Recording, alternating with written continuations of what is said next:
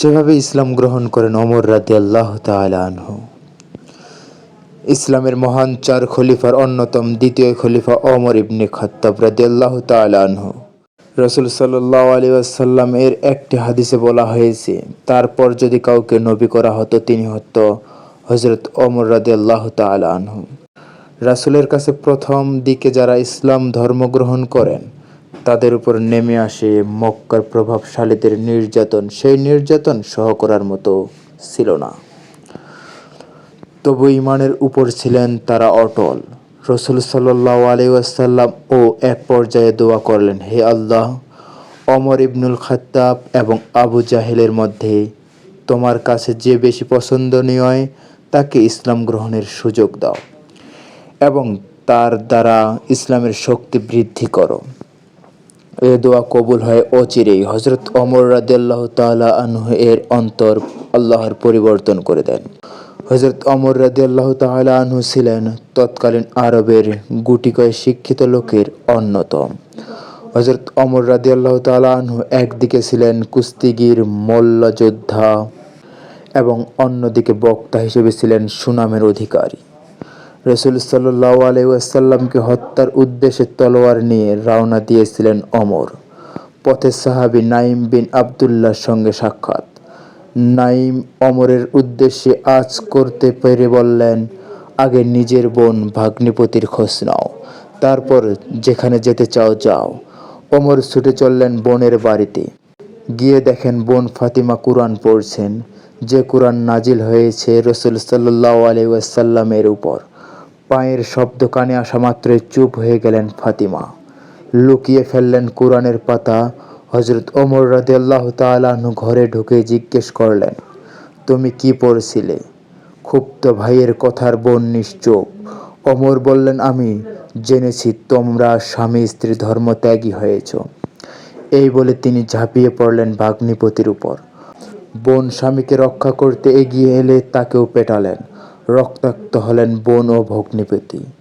ভাইয়ের দিকে তাকিয়ে ঈমানের বলে বলীয়ান হয়ে দৃপ্ত কণ্ঠে ফাতিমা বললেন, ভাই তুমি যা ইচ্ছা করতে পারো, আমরা সহ করব। শুধু জেনে রাখো আমরা ইসলাম ত্যাগ করব না। বোনের তেজোদীপ্তি কথা শুনে থমকে দাঁড়িয়ে কিছুক্ষণের জন্য ভাবলেন ওমর। হার মানল না তার দম্ভ, কঠিন হৃদয়ে মমের মতো গলে গেল। তিনি বললেন, আচ্ছা, তোমরা যা পাঠ করছিলে আমাকে একটু পড়তে দাও, দেখি তাতে এমন কি আকর্ষণ আছে যা তোমাদের এমন দৃঢ়চেতা করে তুলেছে। তার বোন বললেন, তুমি নাপাক, এ কিতাব শুধু পাক পবিত্র লোকে স্পর্শ করতে পারে। গোসল করে এলেন ওমর, তারপর পড়লেন কুরআন। মুগ্ধ হয়ে গেলেন কুরাইশদের অন্যতম এই প্রভাবশালী নেতা। মুহূর্তেই তিনি পাল্টে গেলেন। সেই তলোয়ার হাতেই ওমর রাদিয়াল্লাহু তাআলা আনহু ছুটে চললেন নবীর দরবারে। পায়ের শব্দ শুনে একজন সাহাবী দরজায় উঁকি দিয়ে দেখলেন যে তলোয়ার হাতে ওমর। সাহাবীদের কেউ কেউ ভাবছিলেন, না জানি আজ কি হয়। হযরত হামজা রাদিয়াল্লাহু তাআলা আনহু ছিলেন আরবের অন্যতম সেরা বীর। কাউকে ভয় পাওয়ার মতো লোক ছিলেন না। তিনি বললেন, ওমর এসেছে তো কি হয়েছে, দরজা খুলে দাও। যদি খারাপ উদ্দেশ্যে এসে থাকে তবে তার তলোয়ার দিয়েই আমরা তাকে শেষ করে দেব। এ ঘটনার সময় রাসূল সাল্লাল্লাহু আলাইহি ওয়াসাল্লাম ছিলেন দরবারের ভিতর দিকে। সে সময় তার উপর ওহী নাজিল হচ্ছিল। ওহী নাজিল হওয়ার পর রাসূল সাল্লাল্লাহু আলাইহি ওয়াসাল্লাম হযরত ওমরের কাছে এলেন এবং তার পরিধানের পোশাক ও তলোয়ার একাংশ ধরে ঝাঁকুনি দিয়ে বললেন, হে আল্লাহ, ওমর ইবনে খাত্তাবের দ্বারা দ্বীনের শক্তি ও সম্মান দান করো। এ কথা শুনে হযরত ওমর রাদিয়াল্লাহু তাআলা আনহু রাসূল সাল্লাল্লাহু আলাইহি ওয়াসাল্লামের হাত ধরে বললেন, আমি সাক্ষ্য দিচ্ছি যে নিশ্চয়ই আল্লাহ ছাড়া কোনো মাবুদ নেই এবং আপনি আল্লাহর রাসূল। হযরত ওমরের কলমা পাঠ শোনামাত্র ভেতরে উপস্থিত সাহাবীরা আল্লাহু আকবার ধ্বনি দিয়ে উঠলেন। হযরত ওমর রাদিয়াল্লাহু তাআলা আনহু এর ইসলাম গ্রহণের বিশেষত্ব রয়েছে।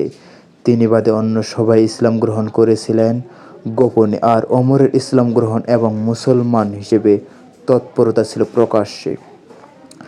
তার ঈমানদারির মধ্যে ছিল কুরাইশদের বিরুদ্ধে বিদ্রোহের সুর। মক্কা থেকে মদিনায় হিজরতের আগে তিনি প্রথম কাবা তাওয়াফ করলেন। তারপর কুরাইশদের মজলিসে গিয়ে ঘোষণা করলেন, আমি মদিনায় হিজরত করব। যদি কেউ তার মাকে পুত্র শোক দিতে চায়, সে যেন এ উপত্যকার অন্য প্রান্তে আমার মুখোমুখি হয়। এমন একটি চ্যালেঞ্জ ছুড়ে তিনি মদিনার পথে ধরলেন, কিন্তু কেউ এ চ্যালেঞ্জ গ্রহণের সাহস দেখায়